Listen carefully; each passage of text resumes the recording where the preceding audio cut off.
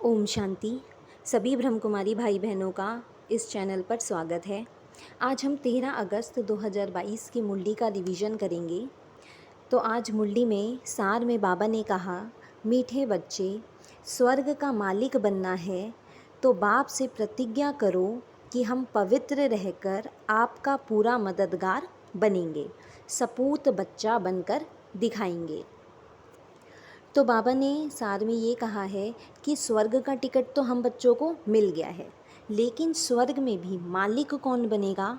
तो मालिक वो बच्चे बनेंगे जो इस समय पूरी तरह से पवित्र रहकर बाप का मददगार बनेंगे, बाप का परिचय देंगे सभी को और शांति धाम और सुखधाम का रास्ता बताएंगे। बाबा ने कहा जो सपूत बच्चा होगा उसे ही स्वर्ग की बादशाही मिलेगी। तो बाबा ने कहा कपूत बच्चों को वर्षा नहीं मिलता, इसलिए सपूत बच्चा बनकर दिखाओ। प्रश्न किया बाबा ने कि किन मनुष्यों के लिए अंत में ट्रिब्यूनल बैठती है। तो बाबा ने कहा जो मनुष्य अंत में क्रोध में आकर बॉम्ब्स से इतने सबको मार देंगे, उन पर कोई केस तो कर नहीं सकेगा, इसलिए अंत में उन मनुष्यों के लिए ट्रिब्यूनल बैठती है, क्योंकि सभी को अपना हिसाब किताब चुकतू कर कर वापस जाना है। दूसरा प्रश्न जो बाबा ने किया कि विष्णुपुरी में जाने लायक कौन बनते हैं। तो बाबा ने कहा विष्णुपुरी में वही जा सकते हैं जो संपूर्ण पवित्र रहें।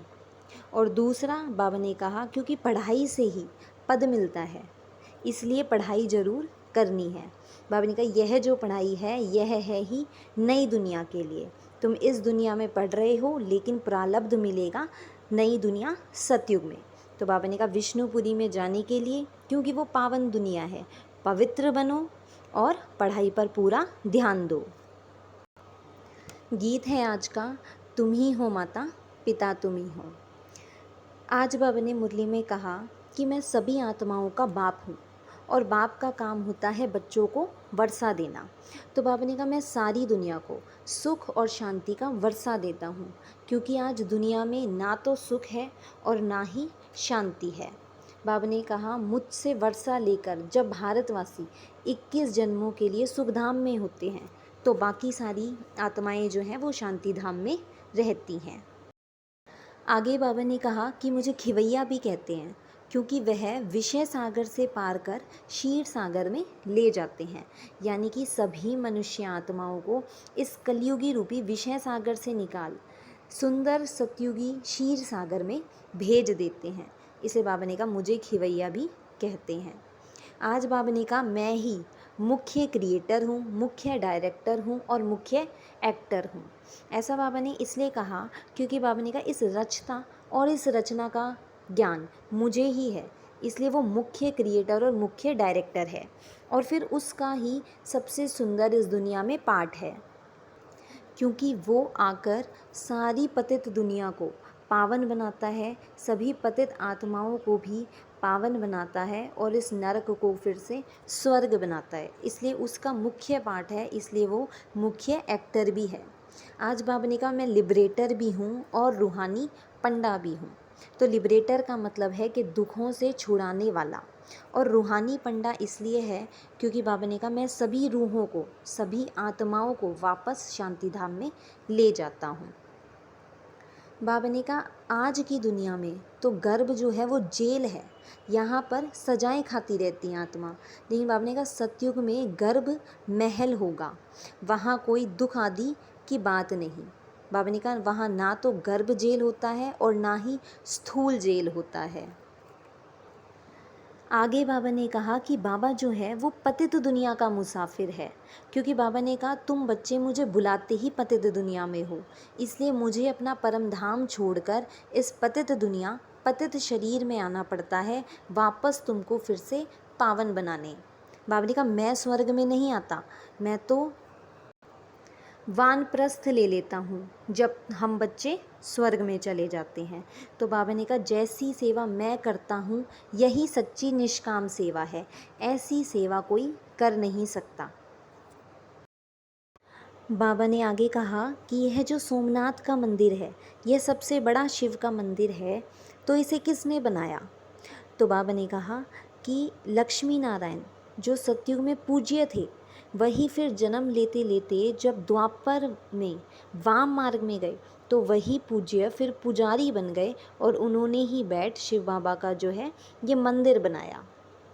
आगे बाबा ने कहा कि इस पुरानी दुनिया से अब तुम्हें दिल नहीं लगानी है, क्योंकि यह दुनिया अब ख़त्म होनी है और अब हम जा रहे हैं नई दुनिया में। बाबा ने कहा नई दुनिया में कोई रोते पीटते नहीं है। यहाँ तो किसी माँ का बच्चा मर जाता है तो कहते हैं भगवान ने हमारा बच्चा ले लिया। तो बाबा ने कहा जब तुम भक्ति में गाते हो कि तन मन धन सब तेरा, तो अगर भगवान ने तुम्हारा बच्चा ले भी लिया तो तुम रोते क्यों हो? बाबा ने कहा सतयुग में ऐसे कोई रोएंगे नहीं, वहाँ कभी कोई औरत विधवा नहीं होती। बाबा ने कहा वहाँ साक्षात्कार होता है कि अब हम ये वाला शरीर छोड़ जाकर फिर से बच्चा बनेंगे। बाबा ने कहा आगे कि दुनिया में मनुष्यों का गाइड बनता है, लेकिन यहाँ मैं निराकार परमपिता परमात्मा तुम सभी आत्माओं का गाइड बनता हूँ और तुम सबको वापस परमधाम ले जाता हूँ। इसलिए बाबा कहते हैं इस वक्त मेरी श्रीमत पर चलो और पावन बनो, क्योंकि बाबा ने कहा यह कल्प कल्प की बाजी है। अगर इस बार वर्षा नहीं लिया तो फिर कभी नहीं ले पाएंगे। तो बाबा ने कहा कि बहुत थोड़ा समय है, इसमें कांटों से फूल बनने का पुरुषार्थ करना है और दूसरों को भी फूल बनाना है, यानी कि मनुष्यों से देवता बनने का पुरुषार्थ करना है। आगे बाबा ने वरदान दिया फ्राक दिल बन अखूट खजानों से भरपूर करने वाले मास्टर दाता भव। तो बाबा ने इसमें कहा कि तुम दाता के बच्चे मास्टर दाता हो, इसलिए तुम्हें किसी से कुछ लेकर फिर नहीं देना। बाबा ने कहा लेकर फिर दिया यह तो बिज़नेस हो गया, लेकिन बाबा ने कहा दाता के बच्चे मास्टर दाता यानी कि सदा देने वाले। बाबा ने कहा इस समय जो दाता का खजाना है, जो दाता का भंडारा है वो खुला हुआ है, तो जिसको जो चाहिए, जिसे शांति चाहिए शांति दो, जिसे सुख चाहिए उसे सुख दो, जिसे ज्ञान चाहिए उसे ज्ञान दो। बाबा ने कहा इसमें बिल्कुल भी कंजूसी मत करो, खुले हाथ से सबको देते जाओ। आज का स्लोगन बाबा ने दिया कि अपनी मनसा वृत्ति को ऐसा पावरफुल बनाओ जो खराब भी अच्छा हो जाए। तो बाबा ने कहा अगर हम किसी को वाणी से सुधारना चाहें तो हो भी सकता है कि वो सुधरे या ना सुधरे, लेकिन यदि हम अपनी मनसा वृत्ति को इतना पावरफुल बना ले, हमारी वाइब्रेशंस इतनी स्ट्रॉन्ग हो कि बुरा भी क्या हो जाए अच्छा हो जाए। ओम शांति। तो ये आज के मुरली के कुछ मुख्य पॉइंट्स थे। अगर आपको ये वीडियो अच्छी लगे तो इसे और भाई बहनों के साथ शेयर करें, और अगर आप ऐसी वीडियो को रोज़ सुनना चाहते हैं तो जो है चैनल को सब्सक्राइब करें। और आज आपको मुरली का सबसे अच्छा पॉइंट कौन सा लगा वो कमेंट कर बताएं। ओम शांति।